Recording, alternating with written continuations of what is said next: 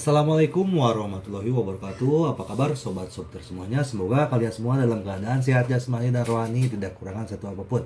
Oke, Mimin akan lanjutkan ceritanya. Tapi seperti biasa, bantu Mimin untuk tekan tombol like-nya terlebih dahulu dan berkomentar. Oke, kita lanjutkan saja ceritanya. Bab 851 sampai 860. Pengemudi mengendarai Rolls-Royce Phantom, dan Ye Chen juga mengendarai BMW seri 5 milik lelaki tua itu. Begitu mobil berhenti di depan mereka bertiga, ayah mertua buru-buru membuka pintu belakang pria itu berkata kepada Han Meiking, "Meiking, silakan pergi dulu." Han Meiking mengangguk dan tersenyum, membungkuk, dan masuk ke dalam mobil. Segera setelah itu, Paul sepertinya pergi untuk duduk dengan ibunya di barisan belakang di sisi lain. Tetapi Xiao Changkun berkata kepadanya, "Oh, Paul, kamu dan Ye Chen adalah anak muda, kamu harus memiliki banyak topik umum. Kamu adalah wakil pengemudi, mari kita mengobrol baik dengannya." Setelah berbicara, sebelum Paul setuju, dia sudah datang ke pintu belakang di sisi lain, membuka pintu dan duduk. Paul tidak punya pilihan selain duduk di kopilot. Ye Chen mengemudi menuju daerah perkotaan, dan Xiao Changkun di barisan belakang berkata kepada Han Meiking dengan sedikit malu, "Oh, Meiking, mobil ini agak kasar, dan saya harap Anda tidak terlalu keberatan," kata Han Meiking tak berdaya. "Chang Kun, saya sudah memberitahu Anda bahwa saya tidak peduli tentang hal-hal ini, jadi Anda tidak perlu menyebutkannya sepanjang waktu." "Iya, ya," Xiao Changkun memuji, "saya tidak mengatakan Anda peduli. Saya hanya merasa bahwa mobil ini tidak layak untuk temperamen Anda.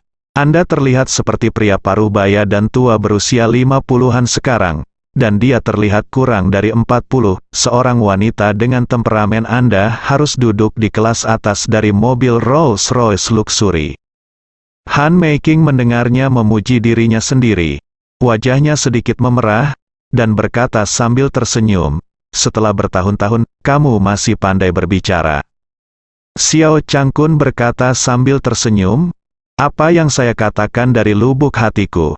Han Meiking mengangguk, dan bertanya kepadanya, "Ngomong-ngomong, bagaimana kabarmu selama bertahun-tahun?" Han Meiking bertanya dengan suara rendah, "Bukankah kamu dan Malan bahagia?" "Kebahagiaan?" Xiao Changkun tersenyum kecut, dan menghela nafas. "Aku sudah tidak berbicara dua kata ini dengannya selama lebih dari 20 tahun. Melihat senyum masam Xiao Changkun mengandung rasa sakit yang tiada habisnya, mata indah Han Meiking berkilat memiliki sakit hati dan penyesalan. Dia ingat peristiwa yang tidak pernah bisa dia lupakan dalam hidupnya menjelang kelulusan universitasnya. Hari itu, teman sekamar saya berlari kembali dan menangis dan memberitahu saya bahwa pacarnya mengambilnya pertama kali setelah minum. Saya tiba-tiba merasakan kilatan dari biru, dan seluruh tubuh saya diambang kehancuran. Saat itu, dia sudah mulai dengan senang hati merencanakan jalur pasca kelulusannya, dan keluarganya mengatur agar dia pergi ke luar negeri untuk studi lebih lanjut dengan pacarnya, sehingga mereka berdua bisa tetap bersama, mendapatkan diploma yang lebih tinggi bersama, dan datang kembali bersama nanti mengabdi pada negara dan menjadi pilar negara.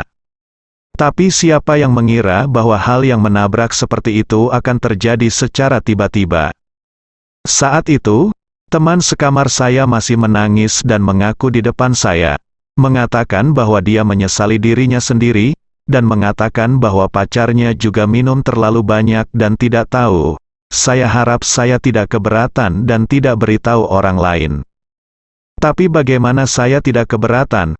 Pacar saya tidur dengan teman sekamar saya, bagaimana mungkin saya tidak peduli?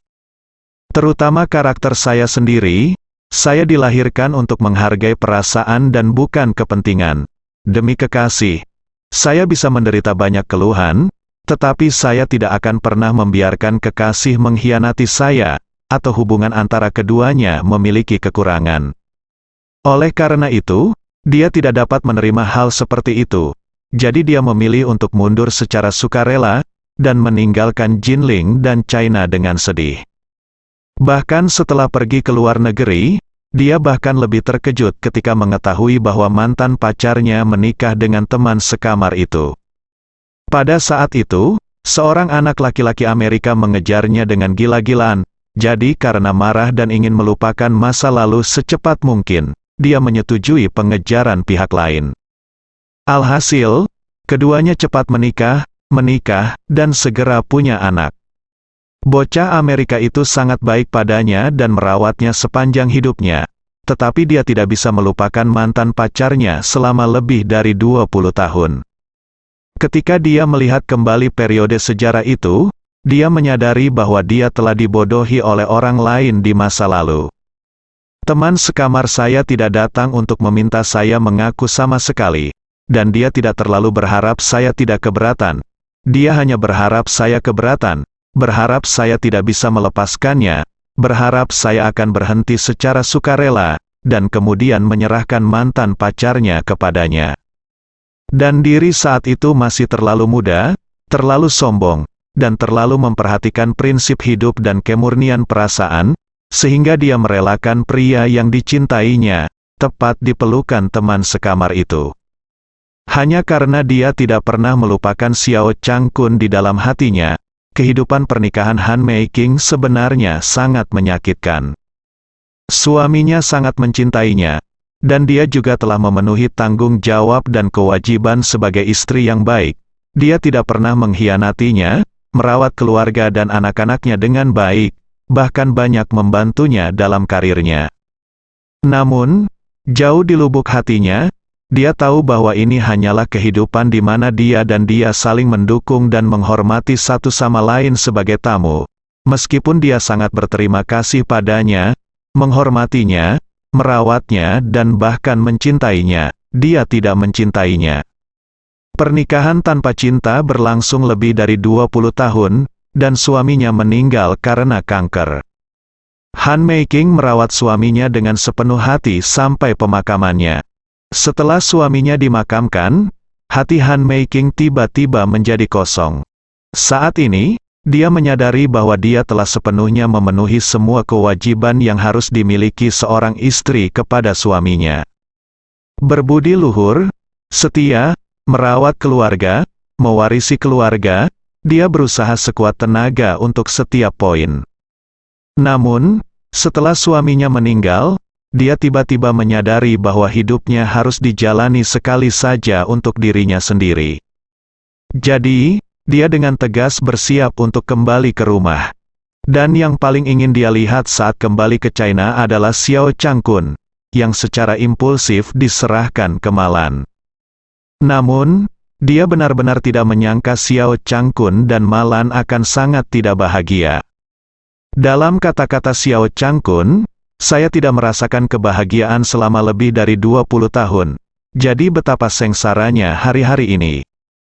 Meskipun saya belum merasakan cinta sejati selama 20 tahun terakhir, tetapi untungnya suami saya memperlakukan saya dengan sangat baik, meskipun tidak ada cinta, setidaknya saya sangat bahagia. Xiao Changkun juga sangat melankolis saat ini.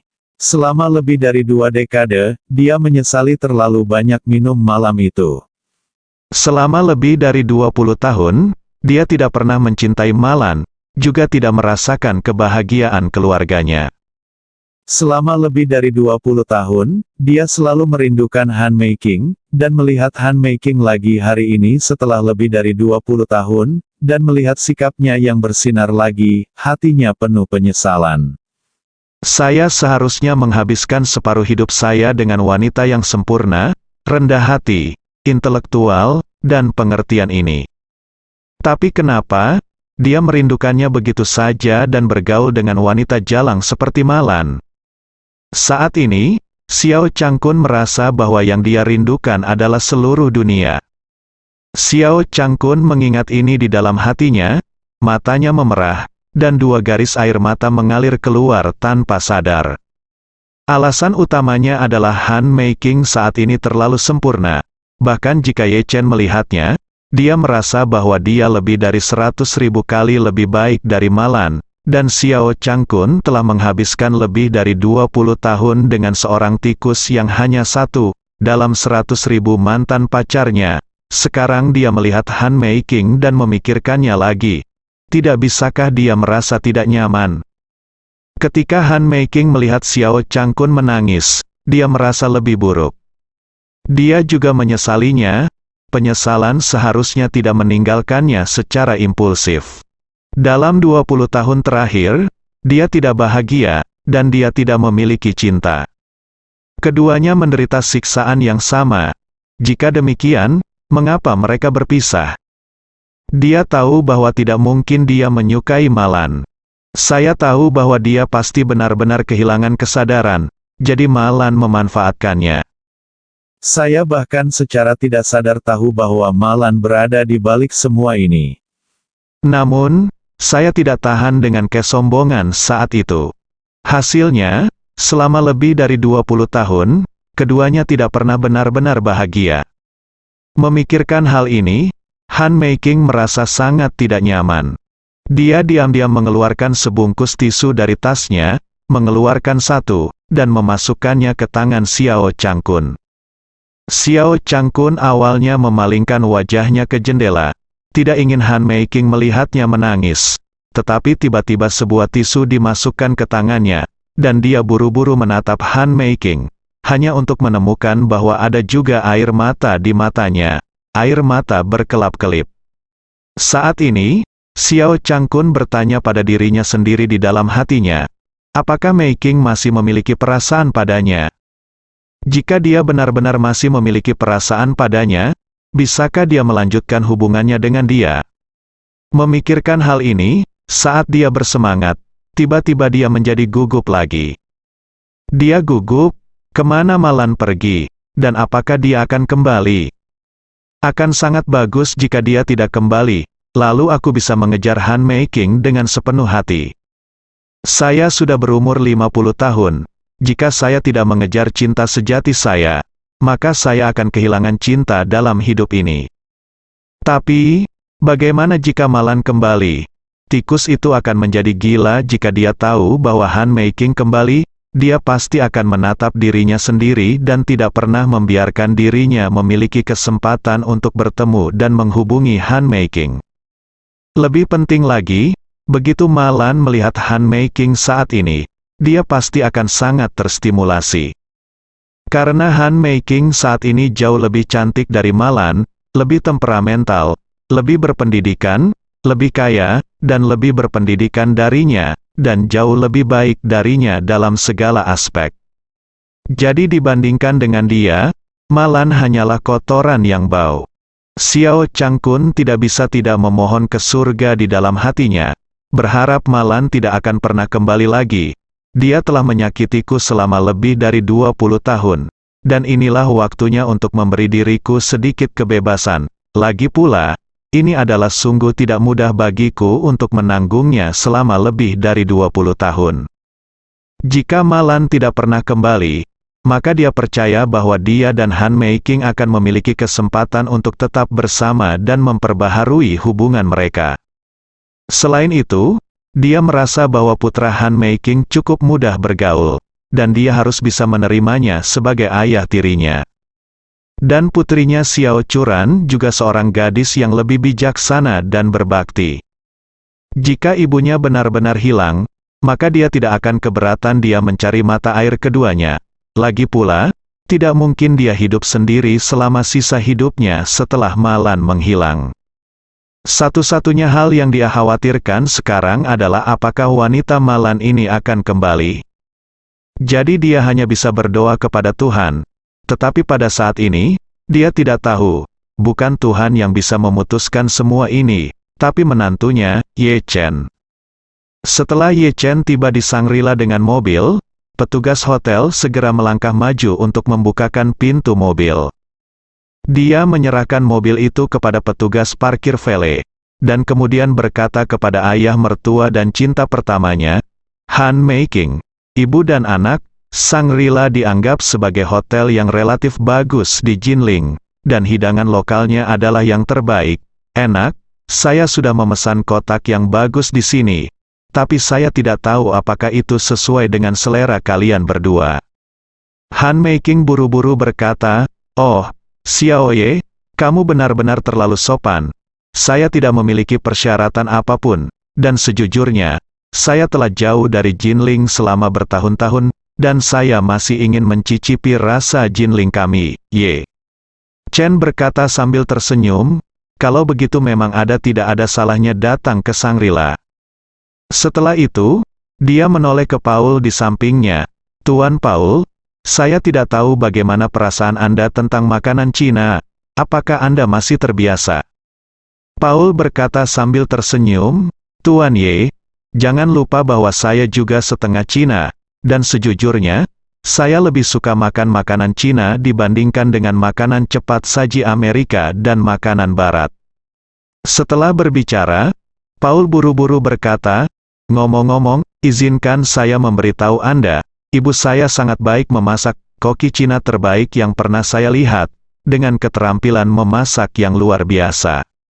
Ye Chen tidak bisa membantu tetapi berseru, "Saya tidak berharap Bibi Han begitu cantik, dengan temperamen yang baik, dan masakannya enak." Han Meiking berkata dengan rendah hati berkata, "Jangan dengarkan omong kosong anak ini. Apa yang dia katakan terlalu membual untukku." Xiao Changkun tidak bisa menahan desahan di samping saat ini. "Ketika kami pergi ke sekolah bersama, kamu selalu bilang akan memasak untukku. Tapi saat itu, semua orang tinggal di kampus, dan tidak pernah ada kesempatan yang cocok. Lebih dari 20 tahun telah berlalu dalam sekejap, dan sejujurnya, aku belum makan makanan ini sampai sekarang." Han Meiking tersenyum dan berkata dengan serius berkata, "Jika ada kesempatan, saya bisa memasak untuk Anda cicipi. Tapi saya akan mengatakan yang jelek dulu. Masakan saya tidak selezat yang dikatakan Paul. Jika kamu kecewa saat itu, jangan salahkan aku." Ketika Xiao Changkun mendengar ini, dia langsung menjadi bersemangat, dan berkata, "Benarkah, lalu kapan kamu punya waktu?" Setelah selesai berbicara, Xiao Changkun tidak bisa menunggu untuk mengatakan, "Jika kita punya waktu, kita bisa membuat janji di rumah saya. Ketika saatnya tiba, beritahu saya masakan apa yang akan Anda masak, atau masakan apa yang ingin Anda masak. Saya akan membeli dan menyiapkan semua bahan di Maju, dan kemudian Anda dan Paul akan pulang, dan Anda hanya akan memasak dan saya akan memberi biarkan anak-anak makan saja." Han Meiking berkata dengan agak malu, "Apakah ini pantas? Ma Lan mungkin tidak ingin melihatku." Dalam panggilan telepon kemarin, Xiao Changkun memberitahu Han Meiking bahwa dia dan Ma Lan memiliki perasaan satu sama lain. Mereka putus dan berpisah. Tetapi mereka tidak banyak bicara tentang alasan spesifiknya, juga tidak mengatakan bahwa Ma Lan sekarang hilang. Jadi Han Meiking mengira mereka berdua hanya berbagi kamar tidur, tetapi masih tinggal di rumah yang sama, jadi dia tidak mau pergi ke rumahnya, karena takut bertemu dengan teman lamanya Ma Lan lagi. Apalagi yang tua ini, teman bukanlah orang yang baik. Xiao Changkun melambaikan tangannya dengan tergesa-gesa saat ini, dan berkata dengan acuh tak acuh, "Kamu tidak perlu khawatir tentang dia. Dia tidak ada di rumah sekarang, dan dia tidak tahu kapan dia akan kembali, dan dia tidak akan datang kembali sebentar." Setelah itu, Xiao Changkun berkata lagi, "Menurutku, memilih hari lebih baik daripada memukul hari itu. Ayo makan malam di Shangri-La pada siang hari, lalu kembali ke hotel untuk makan malam, istirahat yang baik, datanglah ke rumahku bersama di sore hari. Kita semua bisa memasak bersama dan makan lagi, dan aku juga bisa. Izinkan saya memperkenalkan putri saya kepada kalian." Pertimbangan Xiao Changkun sangat sederhana, karena dia khawatir Ma Lan akan kembali tiba-tiba dalam 2 hari ke depan. Jika dia tiba-tiba kembali ke rumah, maka dia tidak akan memiliki kesempatan yang bagus. Bahkan jika dia terbunuh, dia tidak akan berani mengundang Han Meiking ke rumahnya untuk makan malam saat Ma Lan masih di rumah. Kalau begitu, Ma Lan mungkin akan membacok dirinya sendiri sampai mati dengan pisau. Jadi dia merasa, jika Anda ingin memiliki kesempatan seperti itu, Anda harus melakukannya secepat mungkin, dan lebih cepat lebih baik. Han Meiking tidak bisa tidak memikirkan kembali tahun-tahun itu. Karena kampung halamannya di Suzhou dan Hangzhou, dia hanya bisa tinggal di asrama ketika dia belajar di Jinling. Selain itu, ketika semua orang sedang jatuh cinta saat itu, mereka pemalu dan pendiam, dan mereka tidak berani memberitahu anggota keluarga mereka tentang hal itu. Jadi dia selalu ingin memasak makanan untuk Xiao Changkun, tetapi dia tidak pernah menemukan kesempatan yang cocok. Dulu tidak senyaman sekarang. Sekarang jika Anda ingin mencari tempat memasak untuk pasangan, Anda dapat langsung menemukan apartemen hotel, atau apartemen keluarga sewa jangka pendek, yang dapat menyelesaikan masalah, dan ada peralatan dapur, semua yang Anda harapkan. Tetapi pada saat itu, tidak ada kondisi seperti itu. Kalaupun ingin menginap di guest house biasa di luar, perlu surat pengantar dari unitnya. Jadi tidak mungkin anak muda saat itu keluar dan mencari kamar di hotel atau guest house saat jatuh cinta. Asrama sekolah sendiri waktu itu tidak perlu surat pengantar, asalkan menunjukkan kartu pelajar, bisa membuka kamar. Tetapi siswa biasa tidak berani membuka kamar di sana, karena mungkin saja ditangkap oleh teman sekelas dan guru mereka. Pertama kali Han Meiking dan Xiao Changkun mencicipi buah terlarang adalah ketika Xiao Changkun diam-diam membawanya pulang pada suatu malam ketika tidak ada seorang pun di rumah Xiao, dan mereka berdua menyelesaikannya dengan tergesa-gesa di rumah. Setelah itu, jika ingin mencicipi rasa itu lagi, mereka hanya bisa menunggu sampai tidak ada orang di rumah Xiao Changkun. Namun, dalam keluarga Xiao saat itu, meskipun kakak tertua Xiao Changqian sedang belajar di tempat lain, sebagian besar proyek Tuan Xiao ada di daerah setempat, jadi dia tidak sering keluar. Dan Nyonya Xiao tidak sering bepergian jauh, jadi kemungkinan tidak ada orang di rumah sangat jarang. Oleh karena itu, untuk waktu yang lama, ketika dua orang ingin mencoba buah terlarang, mereka hanya dapat memilih pergi ke hutan sekolah, atau taman di Jinling, atau ke rumah-rumah terbengkalai atau bahkan lokasi konstruksi. Sebagian besar mahasiswa pada masa itu menggunakan metode ini untuk jatuh cinta, dan tidak ada jalan lain. Kelihatannya gila sekarang, tapi itu benar-benar normal pada masa itu. Lagi pula hormon anak muda perlu dilepaskan, dan tidak ada tempat yang cocok untuk dipilih. Terutama hutan kecil di sekolah adalah yang paling populer. Di dalamnya gelap, mungkin ada pasangan setiap 10 meter, semua orang dapat mendengar suara orang lain, tetapi tidak ada yang mengatakan atau melihat orang lain, menjaga pemahaman diam-diam, masing-masing sibuk dengan barang mereka sendiri. Karena tidak ada yang bisa melihat siapa, dan tidak ada yang tahu siapa itu, jadi tidak ada yang merasa malu.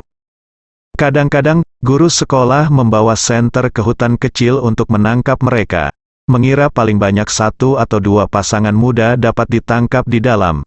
Tetapi tanpa diduga, itu seperti melompat ke tumpukan bebek liar, dan mereka terkejut, langit penuh bebek liar. Sekarang, ketika dua orang mengingat masa lalu itu di dalam hati mereka, terutama ketika mereka mengingat potongan-potongan dari keduanya, bahkan detail yang tampak lebih gila, lebih romantis, atau lebih memalukan sekarang, keduanya ada denyut yang tidak biasa di hatiku.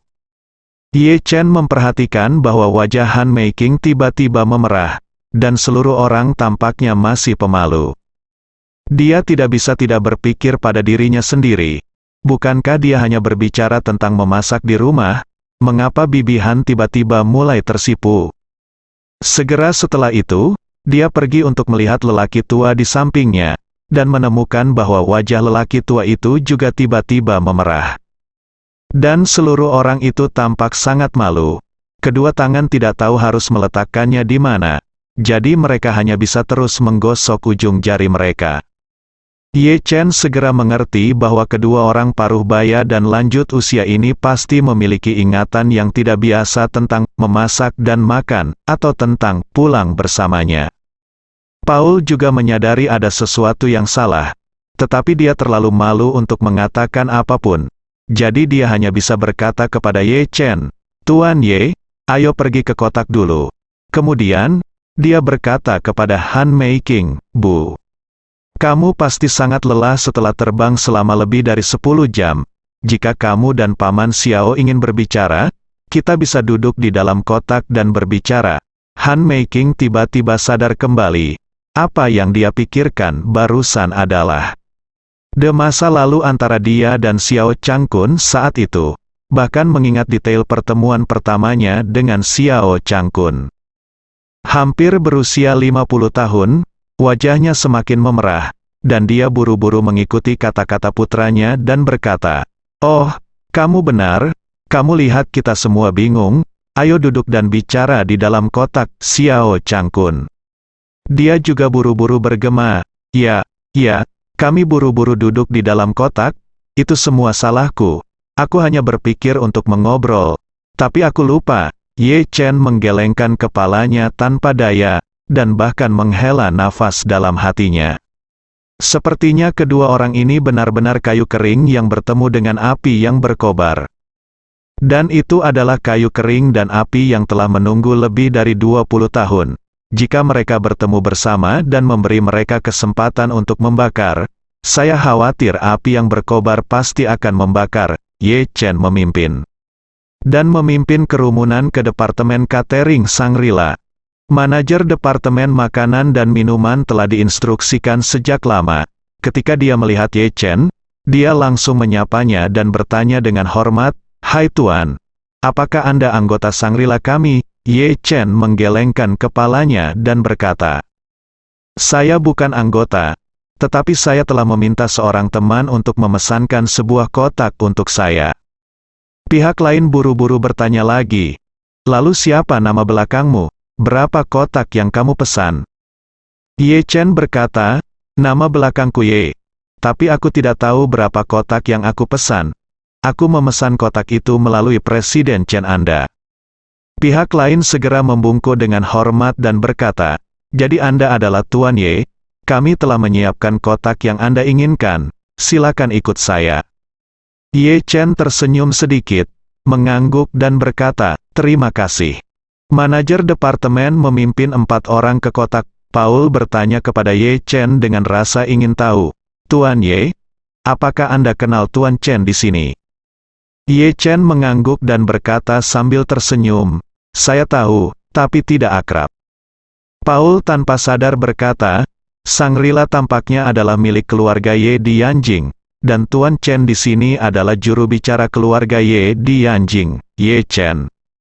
Memandang Paul dengan heran, dia benar-benar tidak berharap orang Amerika ini merasakan tempat ini dengan sangat jelas. Jadi dia tersenyum dan bertanya, "Tuan Paul pasti telah melakukan banyak pekerjaan rumah di Jinling, bukan?" Paul mengangguk dengan murah hati, dan berkata, "Sebelum saya berencana untuk memindahkan perusahaan ke Jinling, saya sudah mulai memahami beberapa hal tentang Jinling. Lagi pula, perusahaan adalah usaha keras ayah saya, dan tidak mungkin bagi saya untuk membawanya ke lingkungan yang aneh tanpa persiapan." Ye Chen tidak bisa tidak mengagumi. Tuan Paul sangat teliti dalam pekerjaannya, dan dia sangat berwawasan ke depan, mampu menjadi seperti ikan di air dan makmur di Jinling. Paul sedikit tersenyum, Tuan Ye kewalahan. Setelah itu, dia tiba-tiba teringat sesuatu, menatap Ye Chen, dan bertanya ingin tahu, "Tuan Ye, nama belakang Anda adalah Ye? Dan siapa nama Anda?" "Saya kenal Tuan Chen dari Shangri-La, jadi apakah Anda dari keluarga Yanjing Ye?" Ye Chen benar-benar tidak menyangka bahwa Paul dapat menebak identitasnya sekaligus. Namun, dia tahu bahwa Paul hanya menebak-nebak, dan tidak mungkin dia mengakui hal seperti itu. Ye Chen hendak menyangkalnya, tetapi lelaki tua di samping itu tersenyum dan berkata, "Oh, Paul, kamu benar-benar terlalu banyak berpikir. Menantu laki-laki saya adalah menantu dari pintu ke pintu yang direkrut oleh keluarga kita. Jika dia berasal dari keluarga Ye di Yanjing, maka keluarga kita mungkin telah terbang ke atas cabang dan berubah menjadi burung phoenix." Meskipun Xiao Changkun biasanya tidak terlalu termotivasi, dan dia tidak melakukan sesuatu yang serius, tapi dia masih sangat jelas tentang nama keluarga Ye di Yanjing. Bahkan bisa dikatakan tidak banyak orang di China yang tidak mengenal keluarga Yanjing Ye, karena keluarga Yanjing Ye begitu terkenal. Karena itu, mustahil baginya untuk percaya bahwa Ye Chen berasal dari keluarga Ye. Karena terlalu banyak orang bermarga Ye di dunia ini, tapi hanya ada satu keluarga Ye. Dia tahu latar belakang Ye Chen dengan sangat jelas. Dia memasuki panti asuhan ketika dia masih muda. Pergi bekerja di lokasi konstruksi ketika dia berusia 18 tahun. Dan dibawa pulang oleh lelaki tua itu ketika dia berusia awal 20-an. Dan menjadi menantu dari pintu ke pintu keluarganya. Hukum. Bagaimana mungkin orang seperti itu berasal dari keluarga Yanjing Ye? Jika Ye Chen akan menjadi keluarga Ye di Yanjing, bukankah dia akan menjadi tuan muda yang hilang dari suatu keluarga kosmik? Begitu Paul mendengar bahwa Ye Chen adalah menantu laki-laki dari pintu ke pintu, dia segera menyadari bahwa dia salah menebak. Lagi pula, keluarga seperti apa keluarga Yanjing Ye itu? Bagaimana mungkin keluarga seperti itu membiarkan tuan muda mereka menjadi menantu orang lain? Bahkan Presiden Amerika Serikat tidak dapat memiliki kualifikasi seperti itu. Jadi dia berkata kepada Ye Chen sambil tersenyum, "Sepertinya saya salah paham. Maaf, alasan utamanya adalah nama keluarga Anda adalah Ye, dan Shangri-La ini adalah milik keluarga Yanjing Ye, jadi saya terlalu memikirkannya. Saya harap Tuan Ye akan banyak memaafkan saya." Ye Chen sedikit tersenyum dan berkata, "Tuan Paul, Anda tidak harus bersikap sopan." Sambil berbicara, manajer Departemen Makanan dan Minuman membawa mereka ke pintu kotak, dan berkata kepada keempat orang itu dengan hormat, "Tuan Ye dan ketiga tamu terhormat, silakan masuk." Mereka berempat melangkah ke dalam kotak, dan Ye Chen mengundang dirinya sendiri. Ayah mertua duduk di kursi utama, lalu berkata kepada cinta pertama ayah mertua, "Han Mei King, Bibi Han, silakan duduk dengan ayah mertua saya. Setelah semua, Anda sudah bertahun-tahun tidak bertemu satu sama lain. Pasti ada banyak hal yang ingin Anda bicarakan." Han Mei King mengangguk, dan berkata sambil tersenyum, "Xiao Ye, lalu duduklah dengan Paul. Saya pikir Anda orang-orang berbicara secara spekulatif." Ye Chen buru-buru mengangguk dan setuju, tetapi terus mengingatkannya di dalam hatinya untuk dirimu sendiri, "Kamu harus sedikit lebih berhati-hati saat berbicara di depan Paul. Karena orang ini sepertinya tidak sederhana." Setelah duduk, Ye Chen menyerahkan menu kepada kedua tetua dan meminta mereka memesan beberapa makanan favorit mereka. Xiao Changkun buru-buru berkata, "Oh, Mei King, saya masih ingat hidangan apa yang Anda suka makan. Mengapa Anda tidak membiarkan saya memesannya?" Han Mei King bertanya dengan heran, "Tidak mungkin, setelah bertahun-tahun, apakah Anda masih ingat apa yang ingin saya makan?" Xiao Changkun berkata sambil tersenyum, "Tentu saja, saya tidak akan pernah melupakan ini."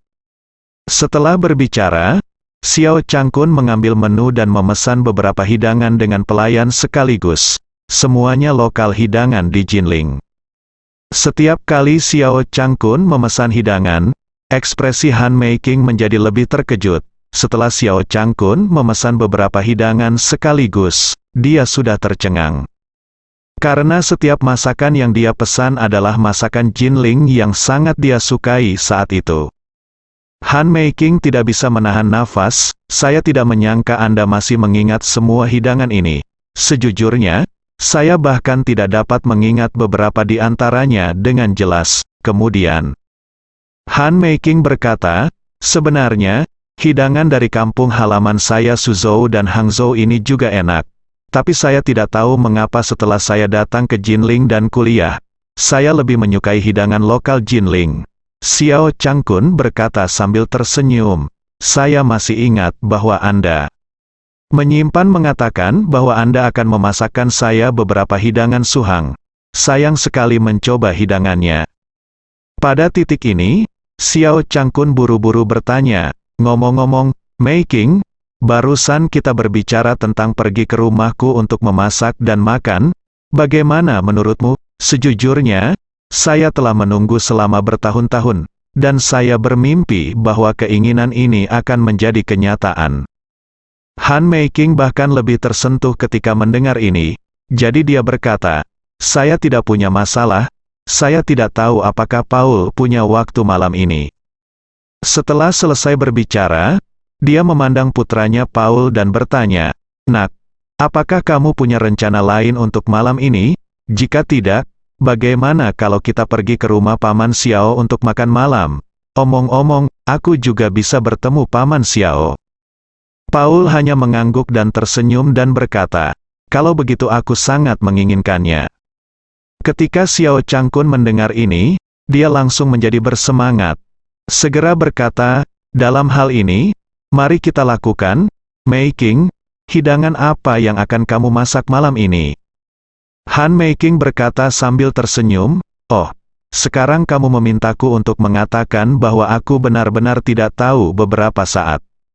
Setelah itu, dia tiba-tiba memikirkan sesuatu, dan berkata sambil tersenyum, "Mengapa kita tidak menambahkan WeChat nanti, dan saya akan memberitahu Anda di WeChat ketika saya memikirkannya, dan kemudian saya akan menyusahkan kamu bantu aku pasar sayur, beli semua bahan yang kamu butuhkan untuk membeli masakan ini. Oh ya, kamu juga bisa mengirimkan alamat rumahmu, sekitar jam 5.30 sore. Aku akan pergi ke sana bersama anakku." Xiao Changkun dengan bersemangat mengeluarkan ponselnya.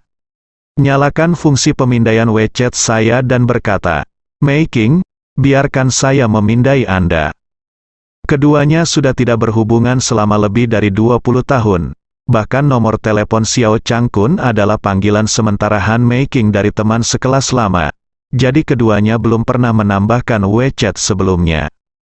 Di zaman sekarang ini, WeChat jauh lebih penting daripada nomor ponsel. Kurir, pengantar makanan, dan bahkan penipu telemarketing dan penipuan telekomunikasi mengetahui nomor ponsel Anda. Tetapi orang yang ditambahkan ke WeChat Anda haruslah teman baik Anda atau seseorang yang Anda kenal. Jadi bisa menambahkan ke WeChat adalah cara kontak terdekat. Terlebih lagi, setelah menambahkan WeChat, Anda dapat melihat lingkaran teman pihak lain.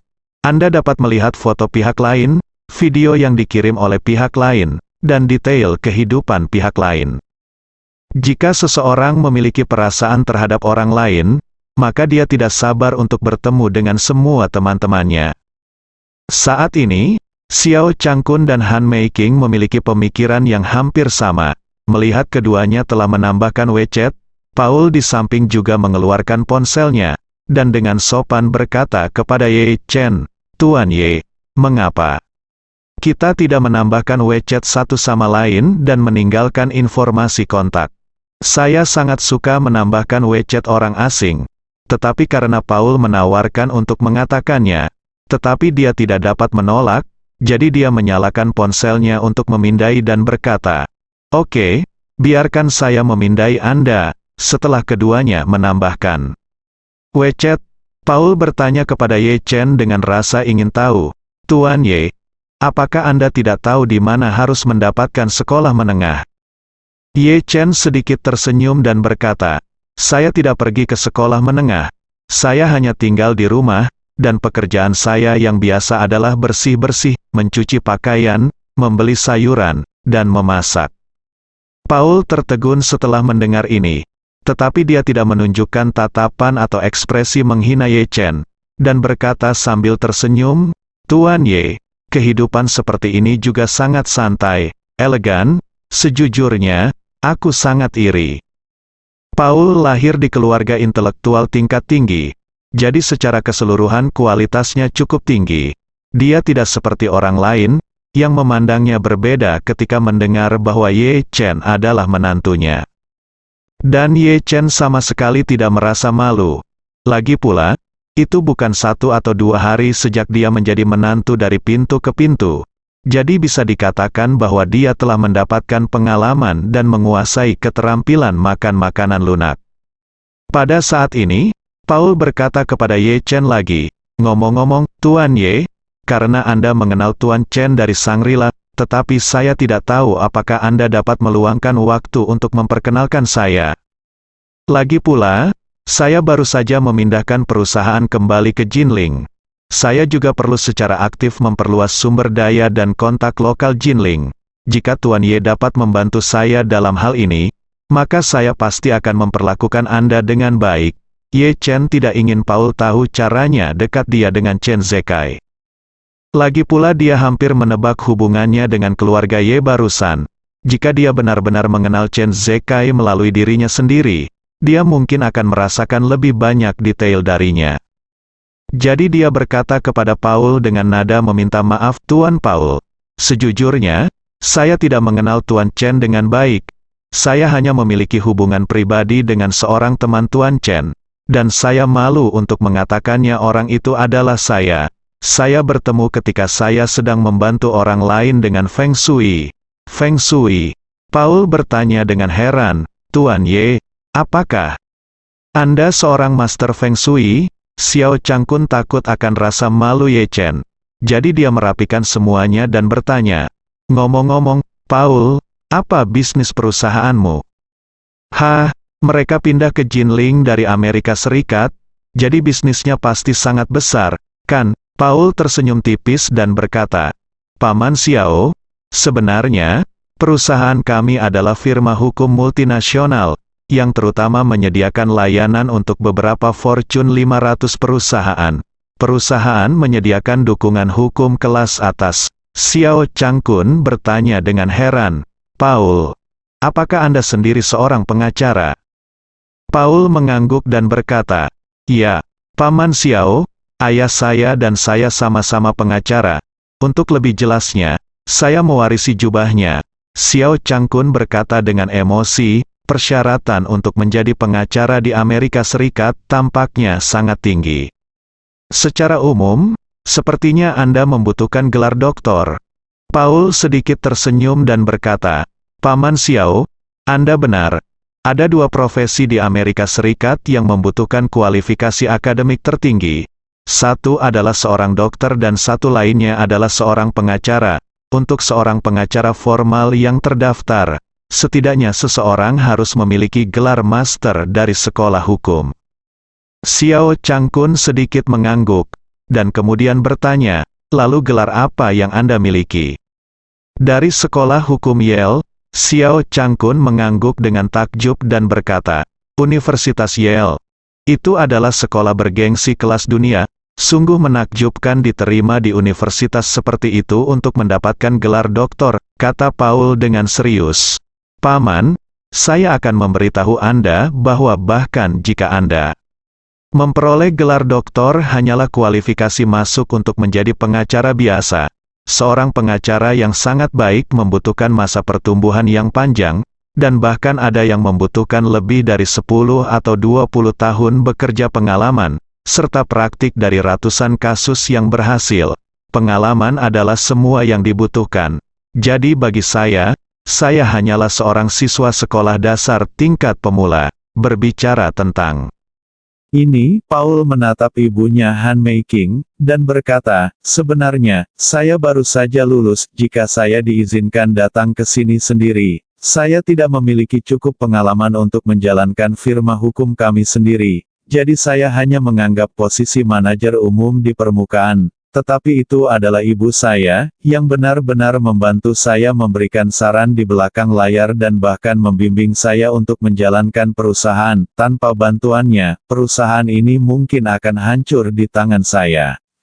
Xiao Changkun menatap Han Meiking dengan heran, dan berkata, Oh, Meiking, apakah kamu juga mahir dalam urusan hukum dan firma hukum? Paul tersenyum dan berkata, Paman Xiao, jangan remehkan aku Bu. Sebenarnya, ibu saya juga seorang mahasiswa doktoral di Yale Law School. Dia dan ayah saya bertemu dan menikah di sekolah Master Yale Law School. Belakangan, ayah saya mendirikan firma hukum di rumah, dan ibu saya membantu. Tanpa ibu saya sebagai seorang istri yang baik, karir ayah saya tidak akan berhasil. Segera setelah itu, Paul menghela nafas dengan mencela diri sendiri. Hanya saja kemampuan saya saat ini belum berkembang. Jadi saya harus menyusahkan ibu saya untuk mengalihkan perhatian saya, Han. Making berkata sambil tersenyum di samping. Nak, sebenarnya kamu telah melakukan pekerjaan dengan sangat baik. Ibu sangat berharap kamu bisa tumbuh secepat mungkin, dan kemudian mengambil alih perusahaan secara keseluruhan. Dengan cara ini, ibu tidak perlu bekerja terlalu keras, Han Making berkata. Dia tidak bisa menahan desahan, ibu sudah kembali ke China sekarang, dan kembali ke Jinling. Pemikiran terbesar ibu bukanlah memulai bisnis keluarga kita di Jinling, tetapi untuk menikmati kehidupan pensiun seorang wanita Cina tua di Jinling. Setelah itu, Han Making Yu Guang memandang Xiao Changkun dan menghela nafas dalam hatinya. Saya telah bekerja keras di Amerika Serikat selama bertahun-tahun, tetapi saya sebenarnya sangat lelah dengan karir saya. Selain itu, saya tidak pernah benar-benar merasakan rasa cinta. Jadi sekarang saya benar-benar ingin kembali ke China, melepaskan segalanya di masa lalu, dan berkonsentrasi menjadi seorang wanita tua, dan jika ada kesempatan, dia berharap untuk bisa bersama Xiao Changkun. Cinta pertamanya memperbarui garis depan juga bisa menebus penyesalan yang saya alami selama ini.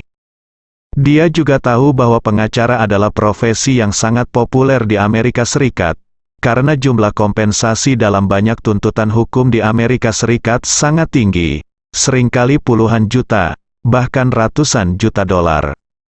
Menurut laporan media, beberapa tahun yang lalu, seseorang menggugat merek tembakau terkenal Amerika Marlboro karena merokok menyebabkan kematian, dan pengadilan Amerika memberikan kompensasi ratusan juta dolar. Ada juga seorang pria Asia yang dipukuli oleh satpam American Airlines di pesawat. Kejadian itu berdampak sangat buruk bagi maskapai tersebut. Pada akhirnya, pengacara tersebut memenangkan kompensasi puluhan juta dolar untuk pria Asia tersebut. Adapun pengacara, mereka harus mendapatkan setidaknya 30% sampai 50% dari jumlah kompensasi, dan kadang-kadang bahkan lebih tinggi. Oleh karena itu, inilah mengapa pengacara di Amerika Serikat sangat profesional, dan mereka sangat ingin mengajukan tuntutan hukum, bahkan melakukan semua yang mereka bisa. Karena kepentingan di balik ini terlalu besar, adalah mungkin untuk memenangkan gugatan besar, dan bagian kompensasi langsungnya akan menjadi puluhan juta dolar, yang jauh lebih mudah daripada orang biasa untuk menghasilkan uang. Oleh karena itu, di Amerika Serikat status pengacara juga sangat tinggi, dan mereka sepenuhnya adalah orang-orang kelas atas. Terutama beberapa pria super besar terkenal di Amerika Serikat, orang-orang seperti ini umumnya bisa menjadi miliarder, bahkan menjadi banyak bintang, orang kaya, dan tamu penting Amerika Serikat. Oleh karena itu, Xiao Changkun tidak dapat menahan perasaan lebih rendah, karena dia dapat menebak bahwa latar belakang keluarga Han Making pasti sangat kaya, bahkan cukup bagi ibu dan anak mereka untuk menjadi masyarakat kelas atas di Jinling. Sebaliknya, saya tidak punya apa-apa untuk ditunjukkan untuk itu. Bersambung.